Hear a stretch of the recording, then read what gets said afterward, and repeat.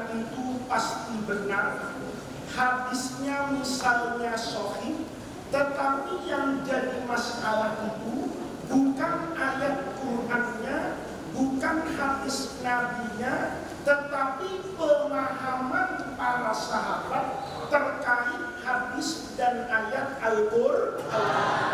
Kenapa demikian? Ini yang sudah saya sampaikan pada pengajian yang lalu. Karena Al-Quran dan juga hadis itu menggunakan bahasa Arab. Di dalam bahasa Arab itu ada yang namanya kata al-mustarak.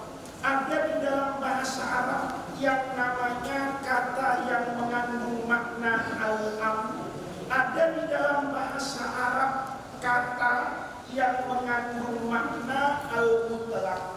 Al-mustarak ini kata ambigu. Maknanya banyak. Dia tidak bisa ditafsirkan dengan satu tafsir kalau tidak ada dalil lain yang mendukung. Saya kasih contoh dalam bahasa Indonesia yang gampang, masih ingat? Kalau saya nyebut kata-kata Roma, Roma itu bisa ibu kota Italia, Roma itu juga bisa apa itu?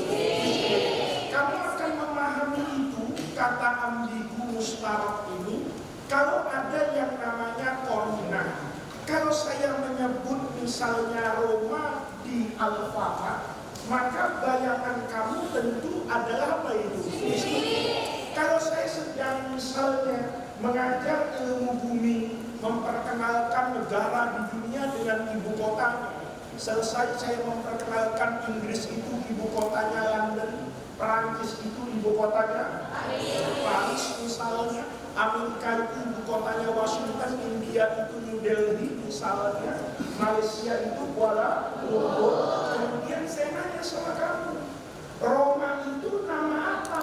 Kamu jawab, nama biskuit. Boleh nggak saya gigit kuping? Boleh nggak saya cabut giginya? Karena jelas sedang menceritakan tentang nama-nama ibu kota di dunia. Tentu Roma ini maknanya lebih dekat kepada kota daripada kepada biskuit. Sama kok dengan contoh yang sama. Kalau saya menyebut nama Roma di supermarket, misalnya di toko makanan, saya bilang sama kamu, tolong ambilkan Roma. Kemudian kamu sekonyong-konyong datang ke saya. Saya bukan perempuan sakti, saya bukan superwoman dan saya bukan superman. Ya, kalau mah nggak punya wali bukan, kan gitu. Lalu gimana caranya saya harus memindahkan kota apa itu? Roma. Ya kayak gini diketok juga halal kan? Kenapa? Karena ketika saya bilang ambil Roma, ngomongnya di dalam supermarket, maka Roma itu maknanya menjadi apa itu? Tetapi ada kata ambigu itu yang tetap ambigu, yang dia tidak bisa diapakan itu, dimaknai. Oleh karena itu kemarin saya kasih contoh, ulama berbeda pandangan sahabat dulu antara kelompoknya Sayyidina Zaid bin Sabit dengan kelompoknya sahabat Abdullah bin Mas'ud. Ketika menerjemahkan, ketika memaknai wal muballaqatu yatarabbasna bi anfusihinna kata kurung itu tahu. Ini jamak, mufradnya itu qur'un, kayak falsun jamaknya fulus. Tahu. Tetapi maknanya kata sahabat Ibnu Mas'ud, al-qur'u itu artinya al-haidu, sementara sahabat Zaid bin Sabit menafsirkan al-qur'u itu adalah at-tuhur. Tentu kemarin waktu kita menggambar di papan tulis, kalian tentu sudah tahu apa konsekuensi dari perbedaan antara al-qur'u bimakna at-tuhri dengan al-qur'u bimakna al-haid. Nanti perempuan itu, kalau ada dua perempuan, keluar dari iddahnya menjadi berbeda-beda, tergantung pemahaman dia terhadap lafadz apa tadi, al-qur'u. Itu yang pertama. Yang kedua, kemarin saya sampaikan ayat Al-Quran atau hadis Nabi itu ada yang katanya, yang kalimatnya itu bisa dipahami sebagai al-am, bersifat umum. Kalau ada al-am, maka ada kemungkinan dalam ilmu usulul fiqhi, am itu mungkin diapakan itu? Ditakhsis. Kalau ada am, ada khos, maka yang lebih kuat yang mana? Yang khos. Karena dia lebih apa itu?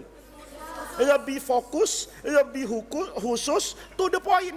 Kalau saya bilang misalnya, ayyuhat talabatu alaikum bidzihabi ila suqi as-sanatu as-sadisatu ilal masjid.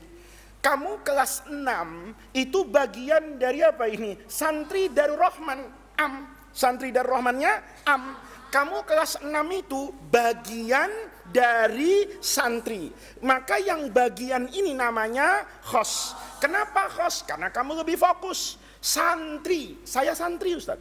Tapi di samping santri, saya santri kelas 6.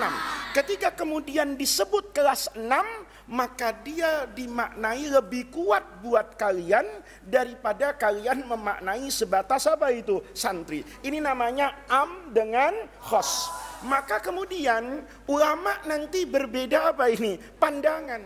Kalau ada 2 ayat Quran misalnya, ulama satu mengatakan ayat yang am, ayat yang B yang khos. Ulama lain mungkin dibalik, memandang ayat yang B sebagai ayat yang am, sementara ayat yang A adalah ayat yang khos. Kemarin contohnya masih ingat tuh, ya, yang ceritanya ndak enak semua itu, ha? Perempuan hamil 9 bulan, 9 menit, 9 detik, dan 9 ngambil napas sudah. Masih ingat kan? Nah, kemudian keluar sebentar, suaminya tahu-tahu apa ini? Meninggal. Ini iddahnya ikut yang mana? Karena Quran punya 2 ayat. Yang satu bicara iddahnya perempuan hamil, sampai kapan? Ulatul ahmal itu ajaluhunna ayyadokna hamlahunna. Sementara kalau ditinggal mati suaminya, ayat Quran bilang walladzina yutawaffawna minkum wa yadharuna azwajan yatarabbasna bi anfusihinna arba'ata asyurin wa asyara.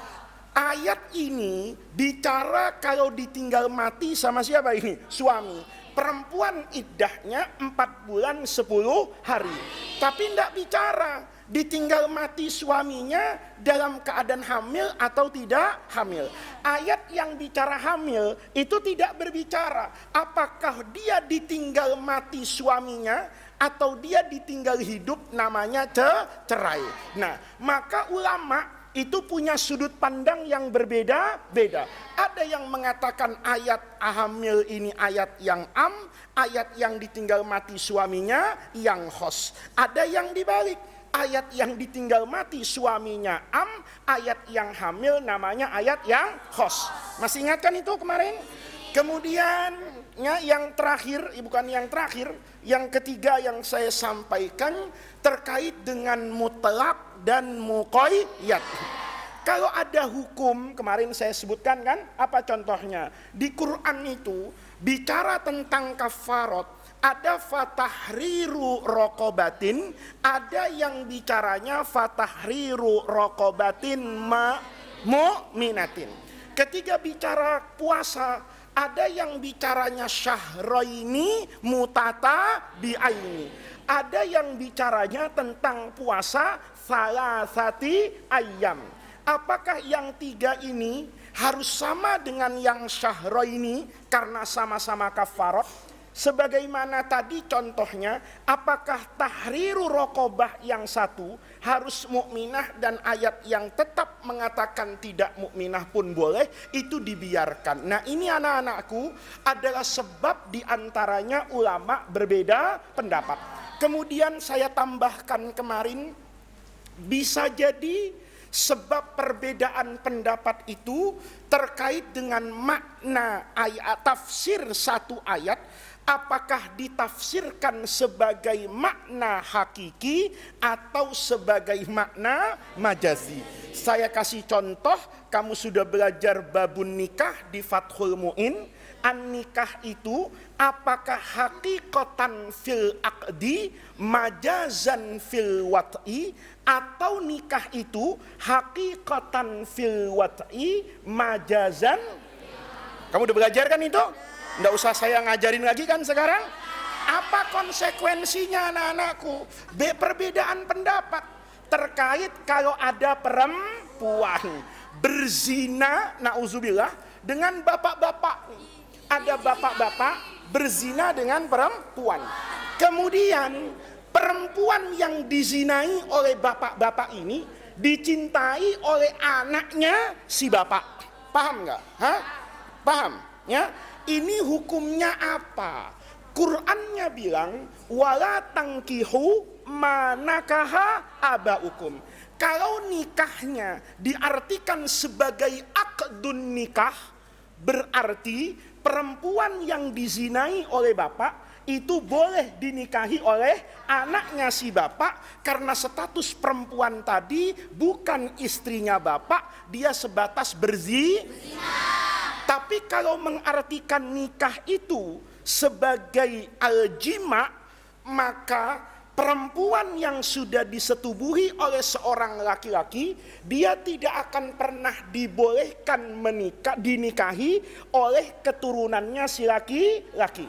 Mafhum? Itu sebab yang pertama. Ya, sudah ingat ya? Menjadi ulama nanti ya. Jadi begitu anak-anakku fikih. Fikih itu kayak orang main bola, kayak orang masak. Lihat nih. Kamu ngelihat ayam penting.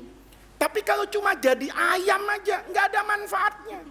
Kalau sudah jadi opor, bermanfaat buat kita. Kalau sudah jadi rendang, bermanfaat buat kita. Sama dengan kamu main apa ini? Bulu tangkis atau main bola. Kamu lihat shuttlecock, lihat raket, ditaruh di atas lapangan, ya biasa aja. Tapi begitu di tangan seorang pebulu tangkis, maka shuttlecock itu jadi indah. Kayaknya mau dicemes ke belakang, tahu-tahu ke depan net, ya kan? Kayaknya mau ke depan net begini, tiba-tiba di lob ke belakang. Kelihatan apa itu? Indah. Main bola kan begitu. Coba lihat, ya pemain bola hebat, Messi misalnya, ya kan? Atau Cristiano Ronaldo. Lihat, bolanya itu biasa. Yang luar biasa apa? Kaki kanan dengan kaki kiri itu. Ya, kaki kanannya kadang belok begini, kirinya di kebelakang kan, dia bisa dribbling bola itu, tahu-tahu masuk dari ke belakang, gol itu. Maka wajar kan, kalau orang seperti Cristiano Ronaldo bergaji misalnya 35 miliar satu minggu, ya kan? Misalnya, kenapa? Karena kakinya itu bisa mendatangkan apa ini? Keindahan. Ya kalau kakimu sudah korengan, enggak juga. Nendang bola ini Real Madridnya Darul Rahman ini, nendang bola bukan bolanya yang masuk gawang, sepatu yang nendang. Bayangin, kiper, coba kamu lihat itu kiper yang hebat itu tendangan anak-anakku. Pernah nonton kamu bola itu enggak pakai ilmu. Itu tendangan bola ya. Kalau pemain hebat ya, pemain-pemain yang ada di Liga Eropa, itu kalau nendang penalti, itu kurang dari 10 detik sampai ke gawang. Kamu bisa bayangkan cepatnya apa itu? Bola. Kalau yang nahan itu adalah kiper Darul Rahman, ya. Mungkin bukan sekedar bolanya yang masuk gawang. Kipernya pun nyangkut di jaring itu. Kenapa? Karena nggak kuat menahan apa ini? Menahan bolanya. Nah, anak-anakku, itu namanya apa itu? Fikih. Orang sering ribut kalau ada hukum mana dalilnya. Ini kan orang separuh pinter, separuh bego gitu. Dia pikir ulama ketika nulis fikih itu nggak pakai apa itu? Dalil. Semua pakai dalil. Cuma dari dalil yang satu tuh nanti jadi apa? Dari ayat yang satu pahamnya kayak gimana? Itu yang kemudian kita pelajari. Jadi orang itu berbeda pandangan. Itu biasa. Nabi Musa dengan Nabi Khidir itu berbeda pandangan. Kata Nabi Musa, apa-apaan ini? Ya kan, naik perahu, perahunya bagus-bagus dilobangi. Iya betul enggak? Ya, perahu bagus-bagus dilobangi. Kata Nabi Musa, apa-apaan ini? mati kita tenggelam. Ya kan? Begitu nggak tenggelam sampai tepi pantai, turun Nabi Khidir. Ngelihat dua anak di tepi pantai, dipanggil yang satu Ta'al, dipotek kepalanya, krak, mati. Kata Nabi Khidir, kata Nabi Musa, apa-apaan ini? Ya, guru apa ini? Kiai apa ini? Ya, ada santri bukannya diajarin Quran, diajarin wudu, dipotek lehernya, potek mati. Coba. Nabi Musa sabar enggak? Enggak sabar. Kata Nabi Musa, ini apa-apaan ini? Padahal kan udah janji kan? Kata Nabi Khidir, boleh kamu ngaji sama saya, jadi murid saya, tapi ingat, nggak boleh nanya. Tanya usir, kan gitu kan? Begitu tanya, usir. Itu kalau udah Rahman begitu enak itu ya. Yang rewel-rewel usir, kan begitu kan? Kayak Nabi siapa itu? Nabi Musa dengan Nabi Khidir perjanjiannya. Tapi Nabi Musa nggak tahan. Kata Nabi Musa, apa-apaan ini? Tadi kapal, sekarang orang. Coba lihat, ini manusia, anak-anakku, ini manusiawi. Ribut di situ. Kata Nabi Musa, guru apa-apaan ini? Ya udahlah, ya udah kata Nabi Khidir jawabannya enak. Kan gue bilang jangan nanya. Oh iya. Kata Nabi Khidir, ingat ya, 2 nih. Sudah kesalahan 2, SP1, SP2, SP3, wah modar ini kan begitu. Kejadian toh SP3 lagi. Gimana caranya? Lagi capek-capek, fa'abau ayyudai yifuma, satu kampung pelitnya luar biasa, ya kan? Kata Nabi Musa, ini orang sekampung, udahlah, kata Nabi Khidir, kita nggak usah ke kampung ini, pelit semua, ayo keluar. Begitu keluar dari kampung, dia ngeliat jidar yang sedang apa itu, miring. Kata Nabi Khidir, yuk kita renovasi dulu, perbaiki dulu. Kata Nabi Musa, apa-apaan guru? Wong kita minta air aja nggak dikasih, sekarang tahu-tahu kita kerja bakti. Kita bukan Kismus Syahadar Rahman, ya kan? Yang setiap minggu mau tanziful dengan penuh sukarelawan, nggak ada ini. Kata Nabi Khidir, wah ini selesai Musa, ya kan? Kan janjinya cuma berapa itu? 3. Coba kamu lihat.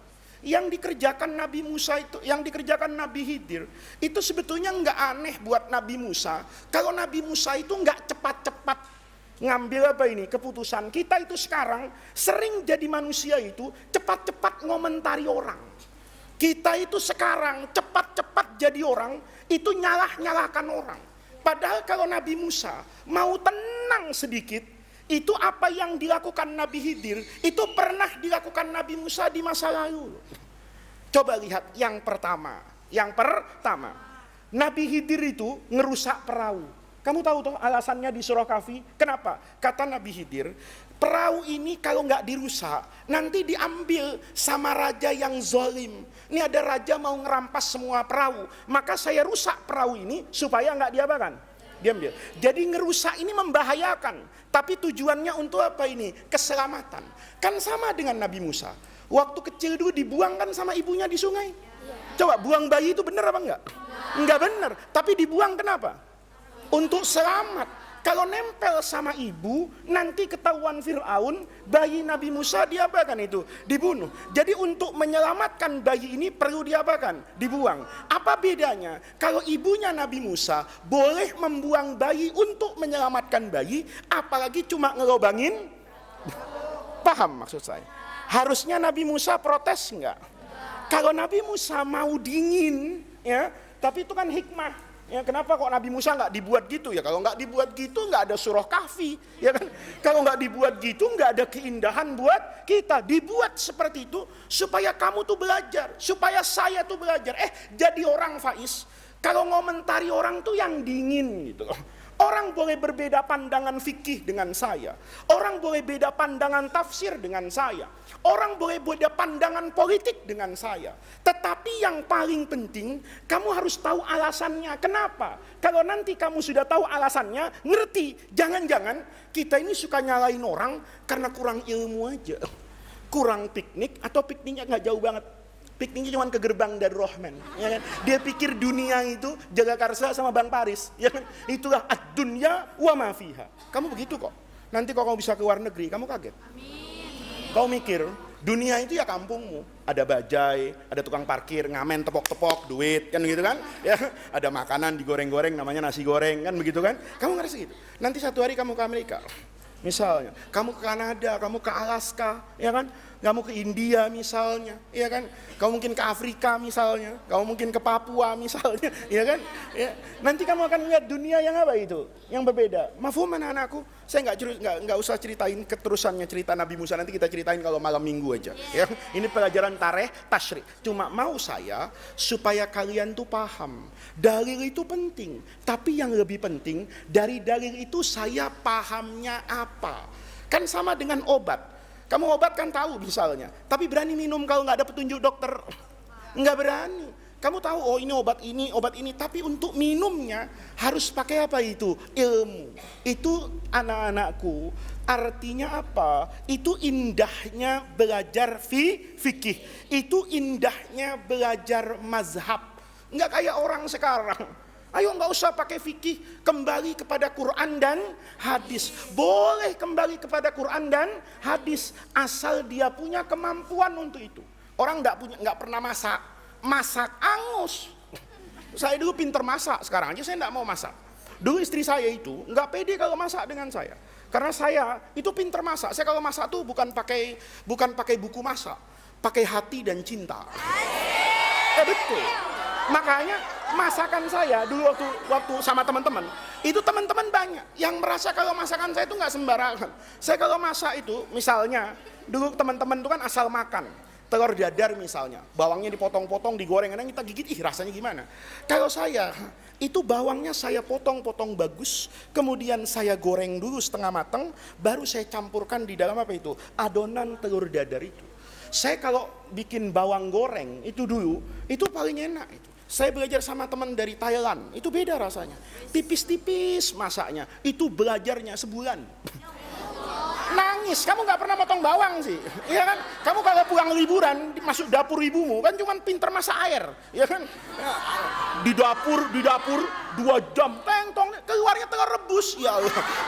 Kalau telur rebus, kucing saya juga bisa masak telur rebus, ya enggak? Ya, juga masak, artinya apa? Ada ilmunya. Saya belajar dari teman saya. Oh, caranya gini. Bawang tuh dipotong tipis-tipis. Berapa bawang yang rusak sama saya?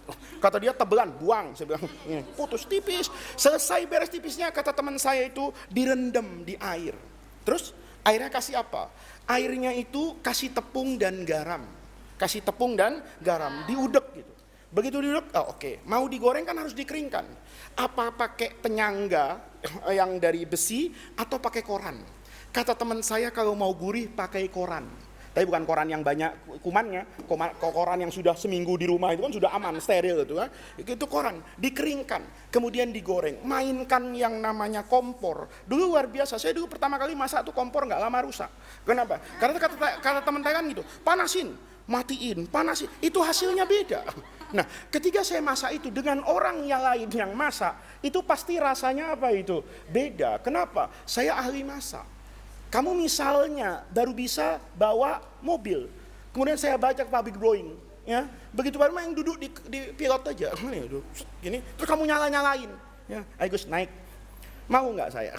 Nggak mau, kecuali udah bosan hidup, ya. Dia main pencet-pencet, ya, dia pikir mobil, kan begitu tak? Ya kan? Artinya apa? Kalau belum punya ilmu navigasi penerbangan jadi pilot, ya jadi penumpang aja, gitu loh. Jangan mau jadi pilot. Nggak apa-apa. Saya semalam udah nggak tidur. Ngapain? Saya udah buka buku cara menjadi pilot yang baik. Loh, tak membuka buku tanpa guru, tanpa praktek, tanpa waktu, nggak jadi kok. Saya dulu masak itu. Itu pakai buku masak. Buku masak itu. Saya udah niat jadinya rendang kok. Begitu saya gigit kok rasanya kayak somai gitu. Kok rasanya kayak semur ya. Ini apa? Saya cuci lagi itu daging. Saya cuci nggak jadi. Kenapa? Padahal sudah sesuai dengan apa ini? Khutuwatut tadris, ya. Khutohnya udah bener, udah muqaddimah, udah oke ya. Pembukaan ini goreng. Tapi tetap saja, walaupun itu ada bukunya, tidak kan betul toh? Kau bisa beli buku masakan, tapi kamu belum tentu bisa masak. Refleksi itu bukunya di mana-mana. Terus ada temennya, anak sakit nih, tolong refleksi. Dia lihat buku. Oh gini, pencet, copot kaki orang. Ya. Kenapa? Karena tetap ada apanya itu, ilmunya. Kamu lihat bekam itu, kan mudah toh sekarang, ya kan? Bolpen untuk nusuknya itu pakai bolpen kan, cetek gitu. Terus kamu praktekin sendiri, cetek, dikulitin itu orang, tahu-tahu apa? Luka Lupa semua. Kenapa? Dia butuh apa itu? Ilmu. Itu namanya belajar. Jadi nggak ada orang bisa baca Quran, paham Quran dari terjemah, kemudian tiba-tiba jadi apa itu? Kiai. Kenapa? Karena dia tidak memiliki banyak persyaratan. Maka anak-anakku, itu sebab yang pertama. Kenapa ulama berbeda pendapat? Jadi besok kamu ngelihat Imam Abu Hanifah ke kanan, Imam Syafi'i ke kiri, itu ya biasa. Kenapa? Karena itulah pemahaman mereka terhadap Quran dan hadis. Kamu boleh mengatakan, oh saya setuju dengan pendapatnya Imam Syafi'i, Imam Abu Hanifah, kamu kritik aja. Kayaknya benar sendiri. Kenapa? Imam Abu Hanifahnya udah mati. Coba Imam Abu Hanifah bangun lagi. Oh, dikorek-korek isi kepalamu juga. Sama toh. Saya baca belajar fikih Imam Abu Hanifah sama teman saya dari Irak. Saya kadang-kadang ngangguk-ngangguk, kayaknya bener ini. Salah Imam Syafi'i. Saya ketemu kawan saya lagi yang alim Syafi'i, berubah lagi. Kenapa? Kita kadang-kadang belum cukup apa itu? Ilmu. Kita belum cukup wawasan. Kita belum cukup kearifan. Makanya nanti semua pendapat ulama, asal ada ulamanya, itu harus diapakan itu? Dihargai. Kamu boleh tidak ikut, tapi kamu tidak boleh menyalah-nyalahkan dan tidak menghargai. Imam Syafi'i dalam banyak riwayat itu, ketika tawassul, nanti kita belajar tentang tawassul amaliyah ahlus sunnah nahdiyah ini, nanti saya ajarkan di kelas 6, dimantapkan lagi. Saya hanya ingin katakan tawassul ke kuburannya Imam Abu Hanifah. Apa yang terjadi? Kata Imam Syafi'i, saya ini punya hajat kepada Allah. Saya ingin berdoa kepada Allah, minta kepada Allah, tapi bertawassul di depan makamnya Imam Abu Hanifah. Kemudian beliau sholat malam itu, paginya sholat apa ini? Subuh jadi imam. Tidak kunut Imam Syafi'i.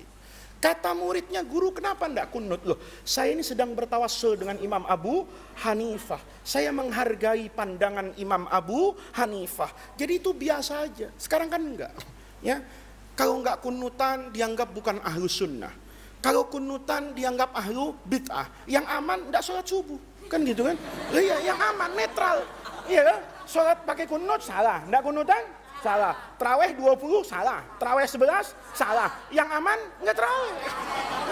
Kalau begitu, rusak anda agama. Rusak karena dia tidak memiliki modal fondasi yang cukup untuk memahami kenapa sahabat A berpendapat begitu, kenapa sahabat B berpendapat seperti yang lain.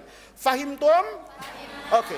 Pelajaran malam ini, ya kita refresh semuanya. Wasaniha nih. Sebab yang kedua, ini sudah diartikan kan? Annas sunnata, yang namanya hadis di masa sahabat, lam takun mudawwanatan, belum diapakan? Ditulis dan dikumpulkan. Kalau sekedar ditulis saja lumayan, tapi kalau nggak dikumpulkan kan susah juga. Kalau kamu sekarang hadisnya itu ditulis dan dikumpulkan, mau tahu hadis gampang.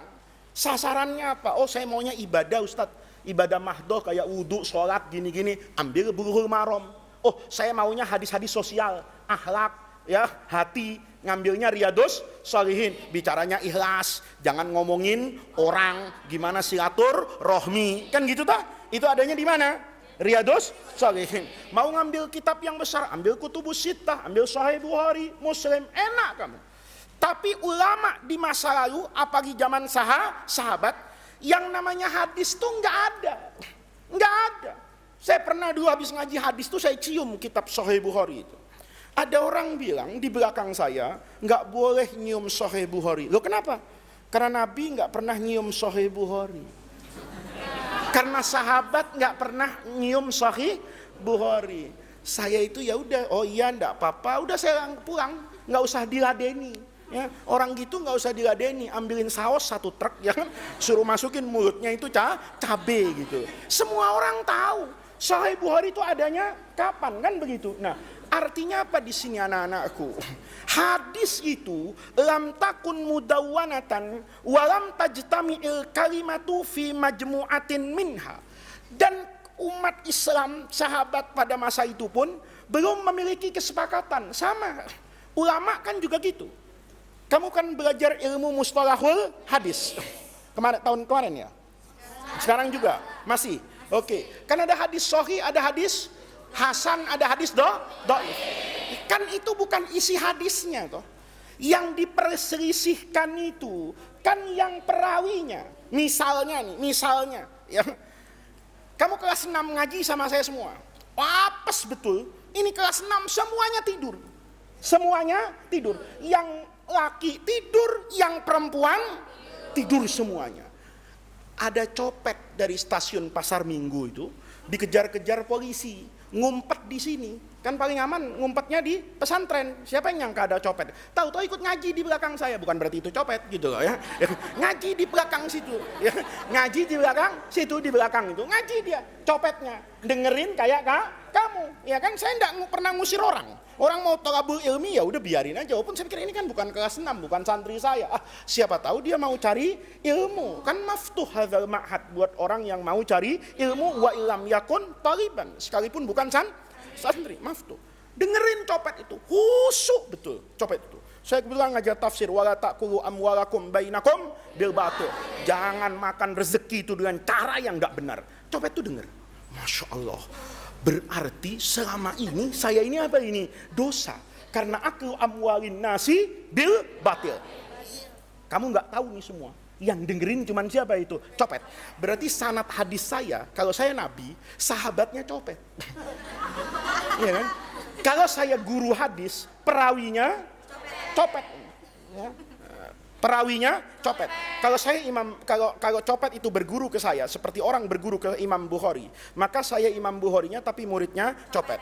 Copetnya ngelihat jam 7 polisi udah nggak ada, satpam udah nggak ada, pulang dia. Di tengah jalan ketemu pelacur, Jablay. Kenalan dia, ya kan temennya ini, satu copet, satu pelacur.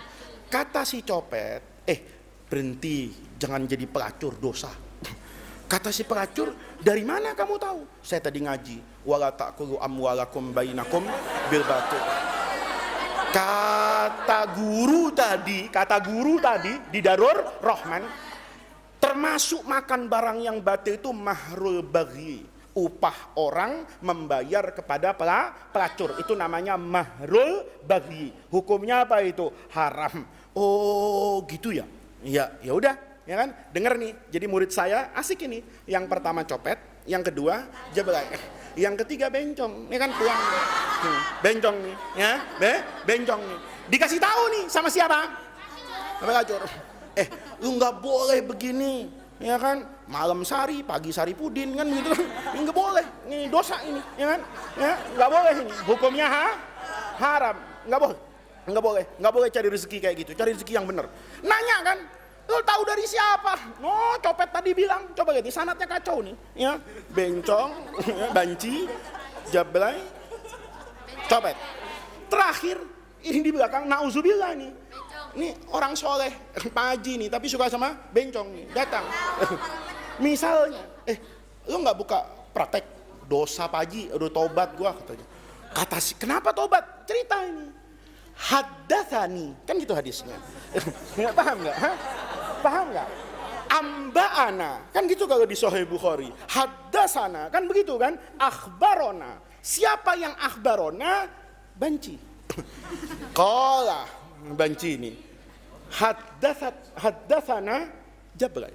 Kata Jablay, haddatsana Garong. Anfais, kan gitu. Lihat nih, sampai ke belakang orang. Orang itu dari faiznya nggak masalah, dia tahu faiz guru di situ. Tapi masalahnya apa iya faiz ngomong gitu? Kenapa? Nggak masuk akal. Masa rantai periwayatannya kacau semua? Kan gitu ya.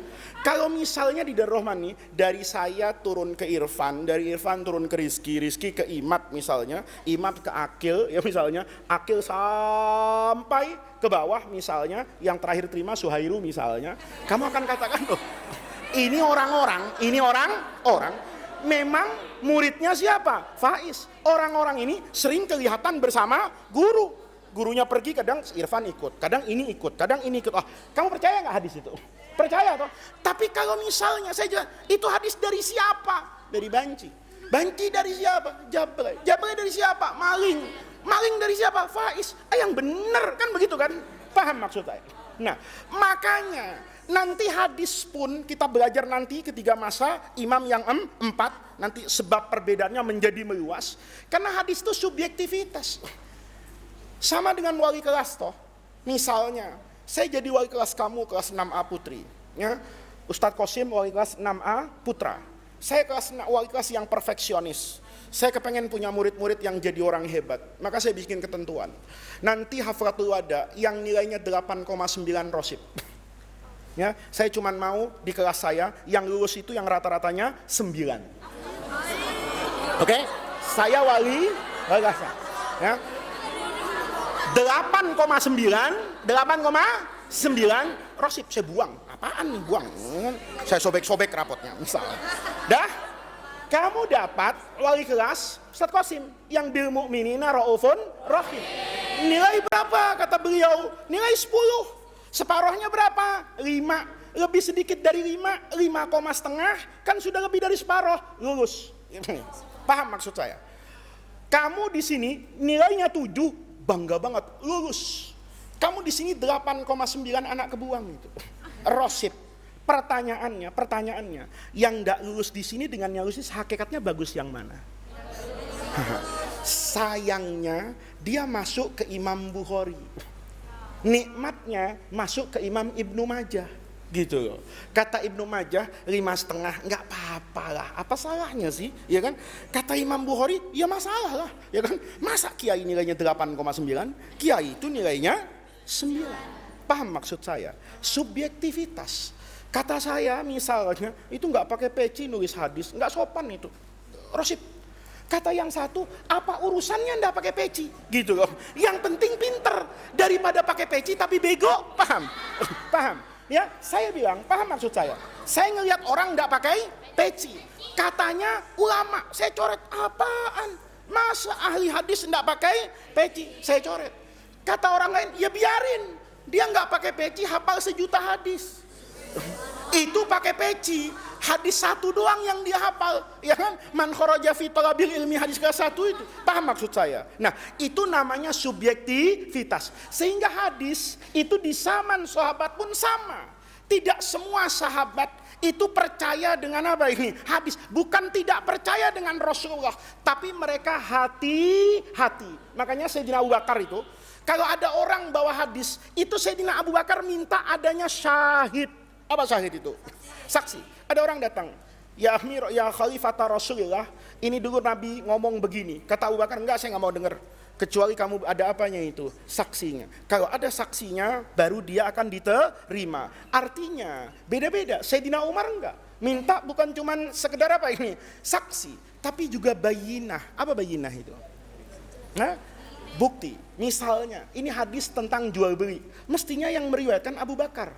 Karena Abu Bakar pedagang, ya kan? Ya kan? Begitu diriwayatkan ditanya sama Umar, ini Nabi ngomong di mana? Di ITC. Di sampingnya KFC, sebelahnya lift. Oh, bener nih. Karena di samping lift ada KFC. Ya, enggak tahu KFC kapan ini zaman Nabi kan begitu. Nah, ini namanya bayinah. Berarti orang ini beneran karena dia bisa menceritakan lokasi di mana Rasulullah berhadis. Paham? Nah, juga pada masa itu hadis itu belum dikumpulkan anak-anakku. Walam tajtami'il kalimat juga belum disepakati. Litakuatun syar dan juga belum disebarkan, belum dicetak kayak sekarang. Bainal litakuna marji'an lahum alasa sawa, supaya menjadi sumber hukum maroji alas sawa yang rata, diketahui oleh semua orang. Oleh karena itu, balkanat tatana qalu birriwayat. Hadis itu tatanakol. Apa tatanakol kemarin? Disebarkan birriwayah, dengan cara meriwayatkan. Yang punya hadis ngomong, dulu saya dengar Rasulullah ngomong begini, dulu saya melihat Rasulullah mengerjakan seperti ini, disampaikan. Atau ditanya, temannya nanya, ente kan dulu sering sama Nabi itu, Nabi ngomong apa aja? Oh iya, Nabi ngomong begini di sawah misalnya, Nabi ngomong begini di perang, Nabi ngomong begini di sholat. Maka dari itu semua orang hanya tahu hadis kalau pakai ar-riwayah wal hifzi, dan juga dengan cara diapakan itu, dihafal. Kalau dia nggak hafal hadis, ya nggak punya hadis. Kalau kamu nggak pernah ngapalin hadis, kenapa? Ngapain ngapalin hadis, Ustaz? Tulis saja satu kata di Google, keluar semua hadis. Iya kan? Paham maksud saya? Berarti kamu punya hadis tapi tidak di dalam hafalan. Orang dulu mau punya hadis harus hafal. Fahim dong? Nah, apa yang terjadi?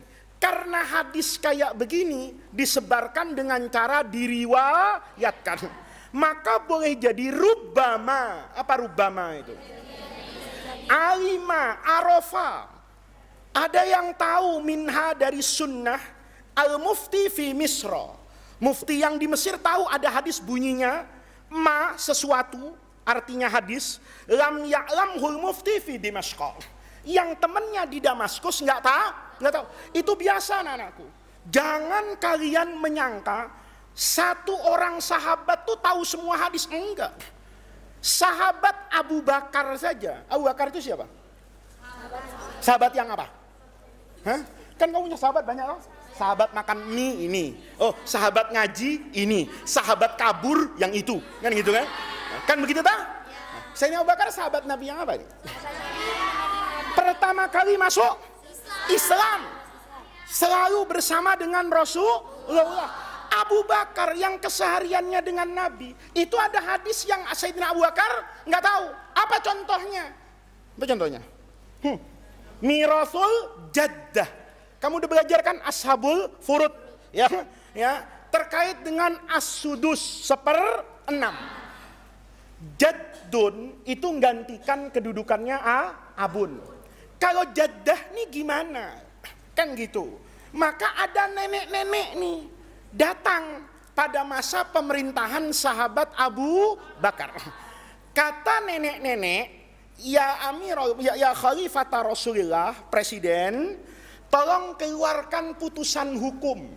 Apaan? Fatwa waris. Waris apa? Saya dapat 1/6 dari cucu saya yang meninggal. Sebagai pengganti siapa itu? Paham? Ya. Kata Abu Bakar, jawabnya santai Abu Bakar. Malaki fi kitabillahi min syai'in. Kamu nggak ada bagiannya di Quran. Kamu baca aja surah apa yang bicara tentang faraid. Al-Baqarah, Ali Imran, An-Nisa, Al-Anfal, At-Taubah, An-Nas. Oke. Kamu cari di surah An-Nisa, ada nggak jaddah? Nggak ada. Maka kata Abu Bakar, malaki fi kitabillahi min syai'in. Kamu nggak disebut-sebut di Quran. Wa ma alimtu laki fi sunnati Rasulillahi syai'an. Saya juga nggak pernah dengar Rasulullah ngasih bagian buat siapa ini? Jaddah. Maka ya Allah, jaddahnya tuh galau pulang. Merasa mau dapat warisan, tiba-tiba nggak dapat. Pulang. Orang sedih kan kelihatan jalannya, ya, layu gitu-gitu. Ketemu sahabat Nabi Al-Mughirah bin Syu'bah. Ini sahabat Nabi yang sering menikah. Ya, dalam riwayat itu menikah lebih dari 20 kali. Ini panglima Islam yang luar biasa. Yang mengalahkan nanti pasukan Persia di perang namanya Al-Qadisiyah. Kemudian tawanan perangnya laki-laki dia bawa ke Madinah untuk berkhidmat kepada dia. Itu nanti yang membunuh Sayyidina Umar. Nanti ceritanya kapan-kapan, ya. Nah, dibawa Mughirah ngeliat, "Nek, kenapa Nek? Sedih amat Nenek." Gitu. Gimana gua nggak sedih nih Nenek apa Betawi kan? Gimana gua nggak sedih Mughirah? Kenapa? Gua nggak dapat waris. Emang kenapa Nek? Gua udah minta sama Abu Bakar. Kata Abu Bakar di Quran nggak ada, Nabi juga nggak. Kata siapa? Kata Mughirah. Saya, kata Mughirah, pernah ngelihat kok Rasulullah itu ja'at jaddatu fa'atahas sudus. Saya lihat kok waktu bagi waris Nabi itu ngasih jaddah bagiannya berapa? Sudus 1/6. Nenek tadi bersinar-sinar. Yang benar Mughirah, benar Nek, ya kan? Berani ngomong sama Abu Bakar, berani. Kata siapa ini? Kata Mughirah, ayo Nek, ayo. Nenek yang asalnya udah lemes, semangat. Nyari duit kan gitu. Mau dapat warisan, kata nenek, lumayan kan, nanti bisa berbagi kalau ada kakek baru kan gitu. Nah, jalan nih. Ini kakeknya nggak ada. Udah jalan nih ke rumahnya sahabat Abu Bakar. Kata Sayyidina Abu Bakar, ada apa Nek? Kan udah jelas, nenek nggak dapat, nggak bisa. Kata Sayyidina siapa ini? Kata si nenek, ini ada pengacara handal, namanya Mughirah bin Syu'bah. Ini mau ngomong dia. Kata Mughirah, ya Abu Bakrin, kenapa nggak dikasih? Hadartu Rasulullah sallallahu alaihi wasallam. Saya duduk sama Nabi ngelihat hadartu. Nabi itu a'toha as-sulus. Kata Abu Bakar, Siapa saksinya? Oh, nah, ya nggak tahu. Kata siapa ini? Kata Mughirah. Tapi kata Abu Bakar, ya udah kalau gitu kamu cari saksinya. Maka Mughirah itu teriak di kota Madinah, siapa yang tahu Nabi dulu ngasih apa itu? 1/6 kepada nenek. Dimasukkan videonya, diviralkan di WhatsApp grup sahabat di kota Madinah, kan itu. Viral nih di WhatsApp. Begitu. Ngelihat sahabat Nabi satu lagi, namanya Muhammad bin masuk ke WhatsApp grup kan, WhatsApp grup sahabat. Masalah, gue juga ngeliat kok ini. Maka cepat jalan itu Muhammad bin Maslamah, kemudian bersaksi di hadapan sahabat Abu Bakar bahwa dahulu si nenek ini dapat bagian sebanyak 1/6. Fahim Tom? Maka fatwanya dirubah sama Sayyidina Abu Bakar. Kenapa dirubah? Karena asalnya nggak tahu, sekarang tahu. Itu banyak yang kayak gitu. Jadi ada yang tahu, ada yang nggak tahu. Yang tahu hadis pakai hadis, yang nggak tahu hadis nggak pakai hadis, pakai logika. Apa yang terjadi? Nih kamu pasti suka nih di Sahih Muslim. Nanti kalau kamu punya Sahih Muslim, buka di babut Toharo. Mandinya perempuan yang haid. Kamu kan haid, ya mesti kamu yang paham ini. Perbedaan tajam di Madinah itu antara sahabat Nabi Abdullah bin Amr bin As. Abdullah bin Amr bin As dengan siapa? Dengan Ummul Mukminin Aisyah radhiyallahu anha. Aisyah itu kan ngajar tapi terbatas karena beliau itu perempuan ngajarnya. Sementara Abdullah bin Amr bin As ini adalah sahabat Nabi yang soleh ini. Sahabat Nabi yang soleh banget, soleh pakai banget. Muridnya banyak. Maka berfatwa dia pakai logika. Kamu kalau mandi junub, maka semua anggota tubuhmu yang kelihatan nih, yang zohir, itu dari ujung kepala sampai ujung apa ini? Kaki, itu harus terbasuh dengan apa itu? Air.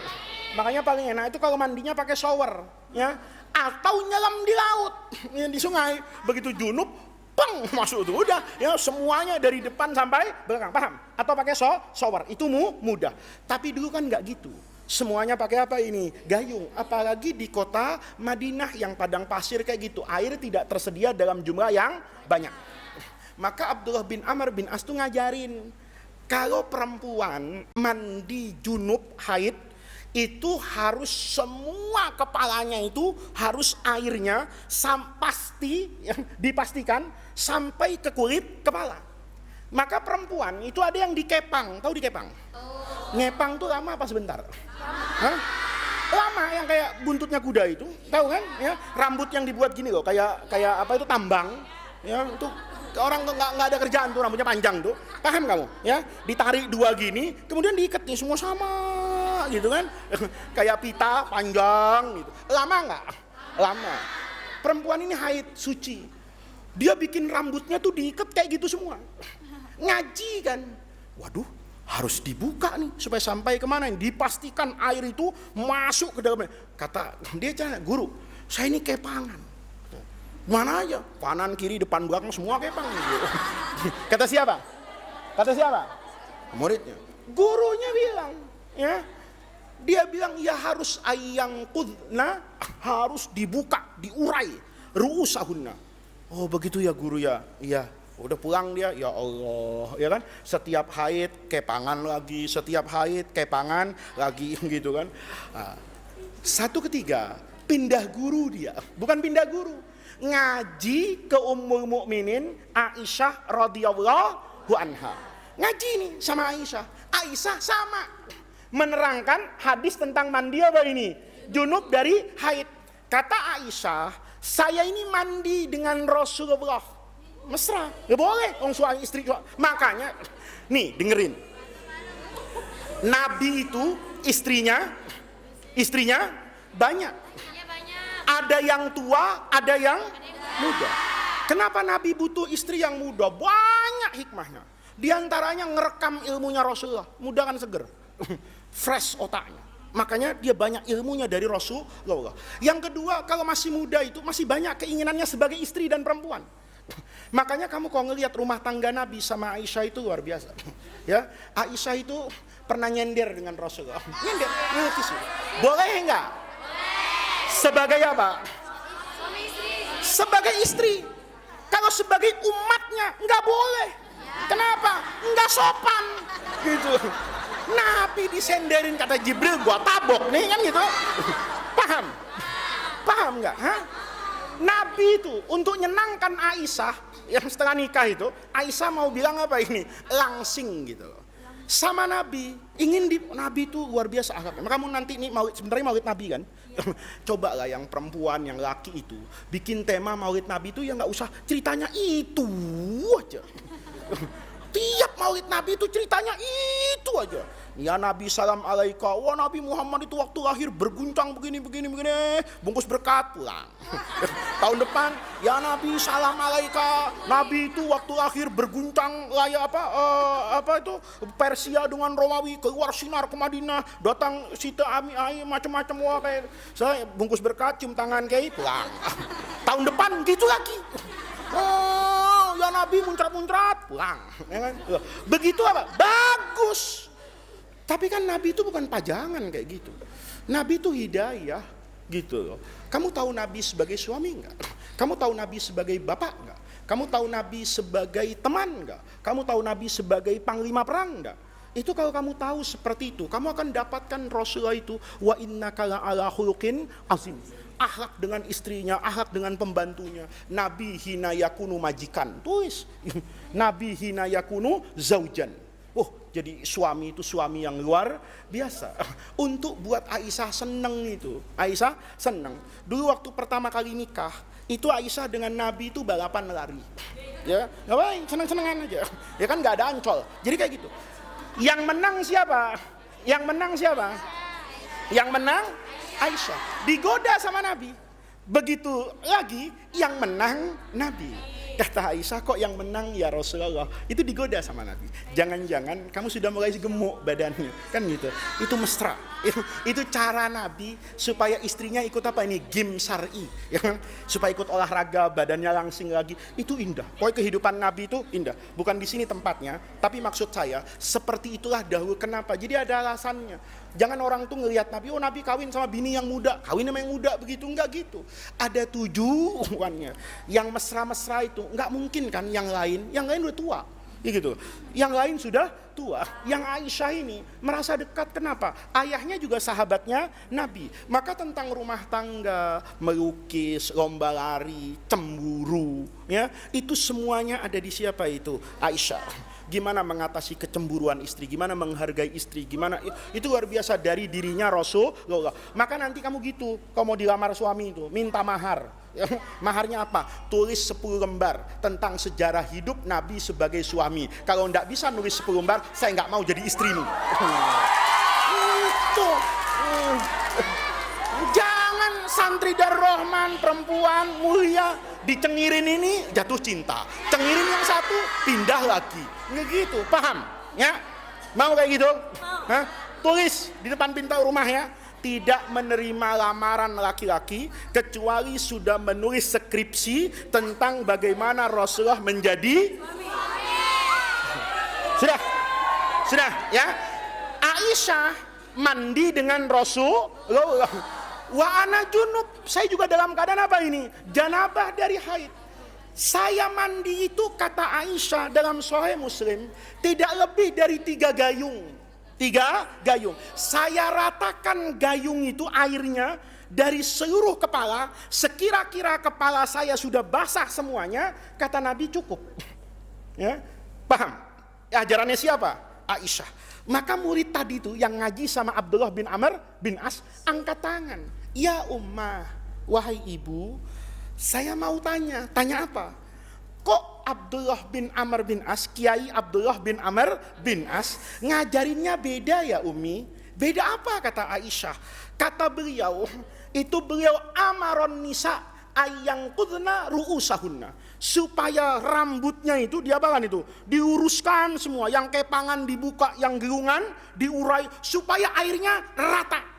Aisyah itu jawabnya bagus banget. Kata Aisyah, kenapa kamu enggak bilang sama Kiai Abdullah bin Amr bin As, tanggung kalau cuman digitukan, kenapa enggak dibotakin sekali rambutnya? Beneran, baca di Sahih Muslim. Kenapa enggak dibotakin sekalian? Itu namanya ablahu fil jawab. Kalau urusannya kepastian sampai ke kulit kepala, supaya pasti paling gampang botakin. Kalau udah botak enak kan, airnya pasti sampai. Kenapa pasti sampai? Kenapa pasti sampai? Hah? Ya karena nggak ada rambutnya. Selama ada rambutnya, nggak sama toh. Kamu menghadap Ka'bah, itu kan arahnya, bukan Ka'bahnya. Kalau Ka'bahnya mungkin, ya namanya kita di Indonesia, yang namanya kita di Pulau Seribu, sudah di pulau ada 1000 lagi. Iya kan? Kita di Indonesia, negaranya kepulauan, dah lurus. Pulaunya Indonesia itu banyak, ya ada 13.000. Itu belum Pulau Gebang, Pulau Gadung, coba bisa kamu bayangin. Di mana-mana orang. Tentu kiblatnya seharusnya tidak mungkin untuk apa ini. Pas saya di sini misalnya, ya mustaqbilal qiblati. Apa pasti kena bagian dari Ka'bah? Enggak, Ka'bahnya kan begini tuh, kotak. Geser. Kenapa? Enggak kena. Oh kesini, enggak gitu lah. Kalau sudah Satrul Masjidil Haram, arahnya ke sana. Kita Ka'bah, kecuali kamu sholatnya nanti mudah-mudahan ke Mekah, ya, sholatnya di depan Ka'bah, ya harus kena. Kok nggak kena nggak sah. Kamu agak miring begini misalnya. Ka'bahnya di sini kamu gini, setengah meter, nggak sah sholat. Kenapa? Karena la yukallifullahu nafsan usaha. Nah, banyak kelihatan segede itu lagi, ya kan?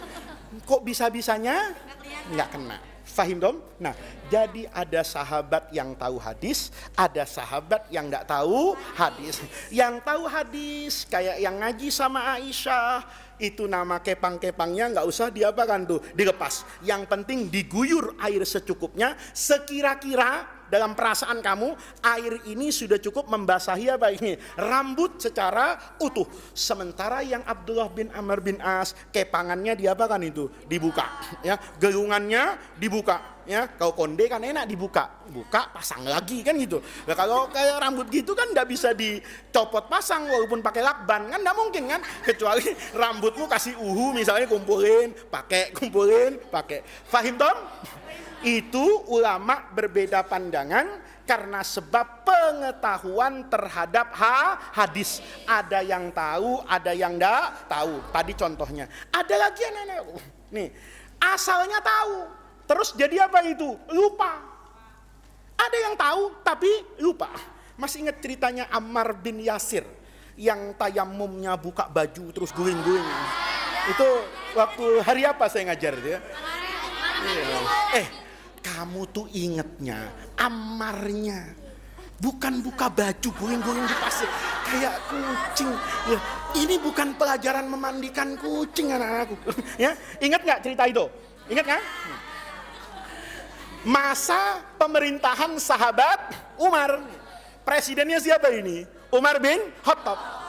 Ja'ahu rajulun, datang seorang laki-laki ngomong, Umar, faqattul ma'a, saya ini kehabisan air di kampung saya. Kan orang jauh nanya-nanya nih, kampung saya sono kagak ada air Umar. Kata Umar, tayammum. Lah kalau junub gimana? La tusalli, jangan sholat. Sampai kapan? Sampai ketemu air, kata Umar. Sampai kapan? Sampai ketemu air. Di sampingnya sahabat Umar ada siapa ini? Ammar. Ditarik itu tangannya Umar, ya Amirul Mukminin anasita, lupa bos. Ya kan? Kata siapa ini? Kata Ammar, bos, lupa bos. Kata Umar, lupa apaan? Lah itu orang kok nggak boleh sholat seumur hidup? Jadi kata Umar, kalau ada orang kehabisan air, dia junub, kan nggak bisa mandi, maka dia nggak sholat seumur hidup. Kenapa? Nggak ada air. Kalau wudhu diganti dengan tayamum. Kalau mandi gimana? Ammar yang ada di sampingnya kebetulan banget nih, narik tangannya Amirul Mukminin. Bos, lupa apaan? Kamu lihat, Umar jadi khalifah itu sebetulnya kan belum lama dari wafatnya Rasulullah. Mungkin dalam rentang waktu kira-kira di angka kejadian ini 5-10 tahun dari wafatnya Rasulullah. Ditarik itu, anasita ya Amirul Mukminin, idh kuntu akhruju fasafartu, kata dia nih. Ya kata Ammar, Amirul Mukminin lupa apaan Ammar katanya? Kan saya pernah rihlah, ya, wisata saya waktu itu ke Bali. Kata siapa ini? Kata Ammar, ya. Terus kan saya kehabisan air tuh. Terus kan kayak junub tuh. Terus fatamarrok tuh tamarrugat dabah. Masih ingat kan? Ya, guling-guling di atas apa itu? Pasir. Karena supaya semua debu kena kepala saya sampai ke kaki. Terus kan saya lapor sama Rasulullah. Kan Nabi jawab, kalau kamu nggak ada air, maka tayamum itu menjadi wudhu dan sholatnya orang yang tidak bertemu dengan air sekalipun dia sampai hari kiamat. Kata Umar, iya ya, iya benar, gua lupa, kata Umar ini. Paham? Kalau seandainya nggak ada yang ngingetin, itu orang sholat nggak? Enggak. Gara-gara ada yang ngingetin, jadi sholat. Fahim dong? Itu sebabnya ulama berbeda pendapat terkait hadis. Ada yang tahu, ada yang tidak tahu. Ada yang pernah tahu, kemudian lupa. Ya, maka yang nanti mengingatkan yang tadinya lupa, maka fatwanya akan kembali seperti apa yang ada di dalam hadis. Mafhum? Oke. Wa katsiran makana, oleh karena itu katsiran ma. Apa katsiran ma? Sering kali. Yarji'u merevisi ba'dul muftin, sebagian para mufti, minhum ay minas sahabah, an fatwahu, dari fatwanya, idza alima, saat dia tahu, minal akhari, dari kawannya, dari temannya, dari partnernya, dari rekannya, sunnatan, sebuah hadis, lam yakun ya'lamuha, yang dia sebelumnya tidak tahu. Sudah? Oke. Wasalisuha, ini sebab yang ketiga nih. Sebabnya apa? Kalau yang pertama pemahaman terhadap nas Quran dan hadis. Kemudian yang kedua karena perbedaan pengetahuan terhadap hadis. Ada yang tahu, ada yang tidak tahu. Wasalisuha yang keberapa ini? Ketiga. Innal bi'at, ini dari kejarokat belum? Innal bi'ati allati ya'ishuna fiha mukhtalifatan. Apa mukhtalifatun? Kenapa? Jadi khobarnya inna, itu harus selalu ingat itu. Alfiahnya boleh lupa, tapi prakteknya nggak boleh lupa, ya. Bagusnya ingat alfiahnya, ingat prakteknya. Itu fid dunya hasanah wa fil akhirati hasanah. Yang kebelangsak itu alfiahnya lupa, bacanya salah, ya kan? Itu kalau perlu jangan ngaku pernah ngaji sama saya lah, ya kan? Ini wal mas koma ya, muhtalifatun wa koma wal masalihu wal hajatu, itu komanya, kalau ada komanya coret, nggak pakai koma. Allati yusyarri'una laha mutafawitatun, atau pakai wal masaliha wal hajati allati yusyarri'una laha mutafawitatun. Jadi khobarnya inna. Fa Abdullah, itu koma atau titik boleh. Fa Abdullah ibni Umar bil Madinati la yatra'u lahu ma yatra'u li Muawiyata ibni Abi Sufyana fis Syami.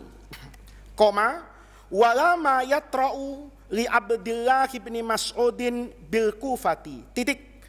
Fabinaan ala ikhtilafil bi'ati ikhtalafatil anzaru fi takdiril masalihi wal bawaisi ala tashri'i al ahkami.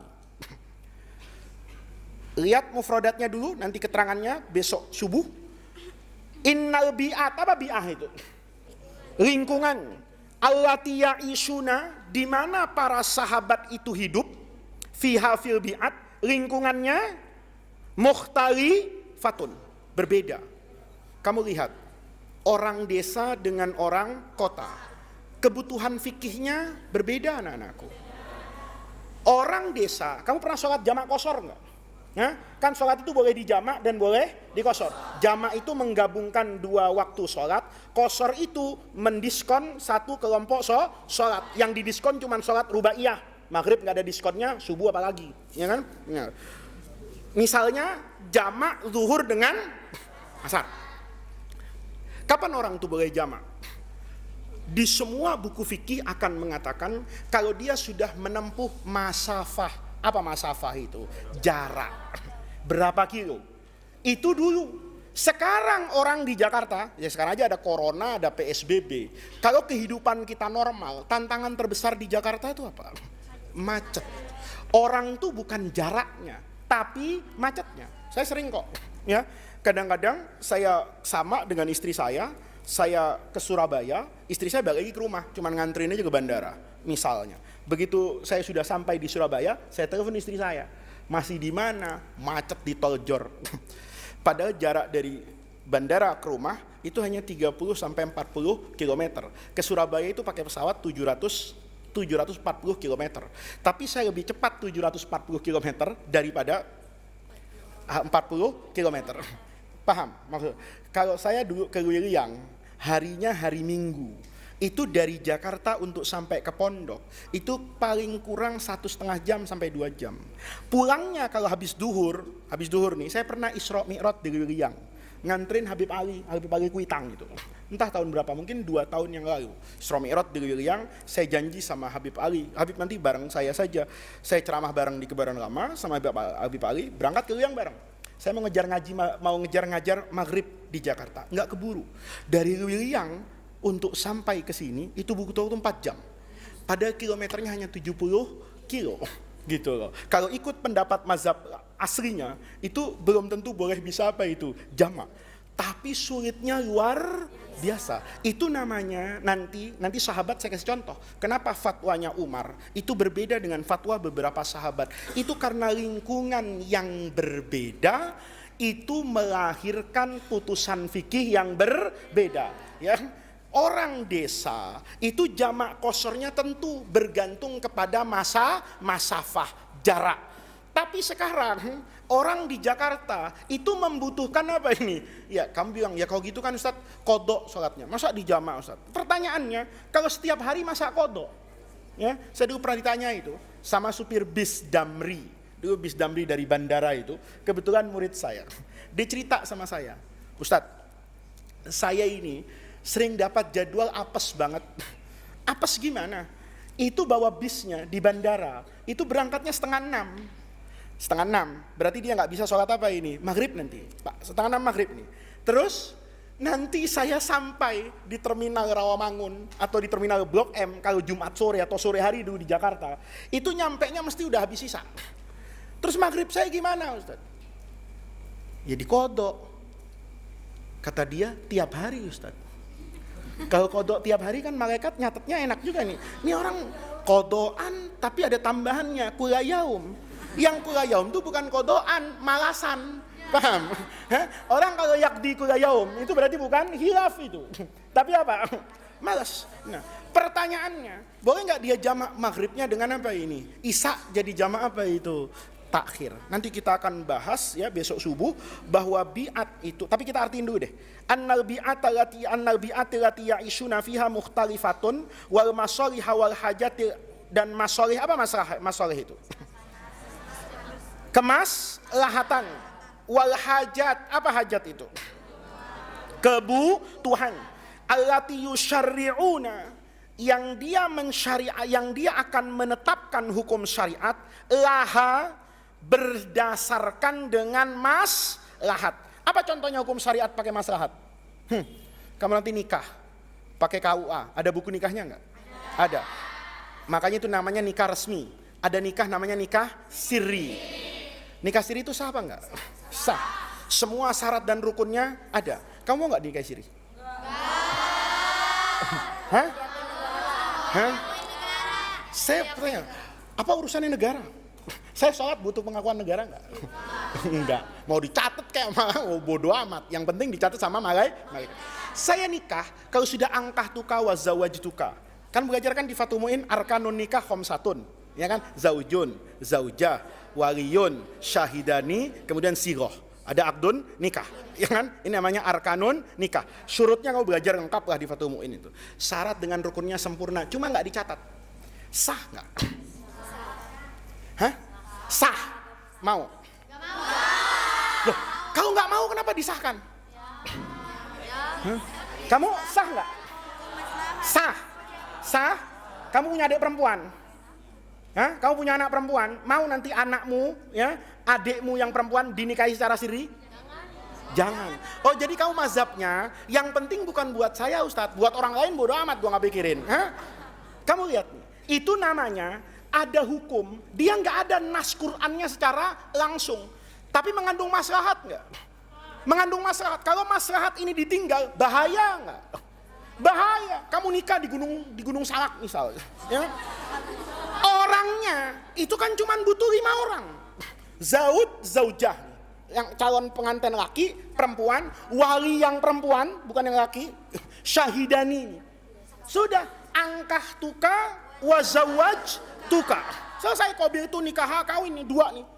Kamu yang perempuan tuh ngerasa di Gunung Salak, suami itu ya seganteng-gantengnya laki-laki ya suamimu. Kenapa? Karena kamu nikahnya di atas Gunung Salak, saingannya pohon beringin sama beruk. Ya tentu aja toh suamimu kalau dijejerin di samping pohon sama di samping beruk, ya cakepan suamimu gimana. Paham? Nah, setelah nikah lama, tahu-tahu istrinya bilang, "Bang, saya udah perlu turun ke Bogor." Kata suaminya, "Ya jangan, nanti saya temenin." "Ya jangan, abang kan lagi keseleo kakinya." "Udah biarin saya bang, saya cari obat." Turun dia, nggak tanggung-tanggung sampai ke mall, ya kan? Di Botanik Mall yang di dekat IPB. Begitu sampai di Bogor, nih lihat nih, begitu sampai di Bogor, tahu-tahu ketemu laki-laki gantengnya luar biasa. Digodain nih. Kata laki-laki ini cewek orang kampung tapi cakep nih kalau di permak, ya kan? Direndam air garam, ya kan, dikasih macam-macam, bawa ke salon. Kelihatannya akan apa ini? Cantik, digoda mau dia. Perempuannya juga tergoda kan? Iya ya, laki-laki tuh ganteng-ganteng, kenapa gua kemarin kawin sama topeng monyet di atas kan begitu. Paham? Kenapa gua kawin sama patung gentong itu di atas misalnya? Nih, paham? Dibawa deh ke Jakarta sama laki-laki itu, ya, dimasukin salon, didandanin keren. Si suami di Gunung Salak kehilangan enggak? Kemana Dinda tercinta ini? Yaumani, salasata ayyam, usbu'ani, syahrun wahid. Kata dia, "Ya Allah, apapun yang terjadi, saya harus temuin Adinda kekasih hati. Nazala minal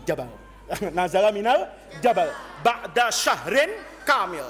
Nyari dia istri itu sampai di bawah, ya, sampai di kota Bogor. Kamu pernah lihat nggak perempuan ini? Kebetulan ada yang lihat. Iya saya lihat.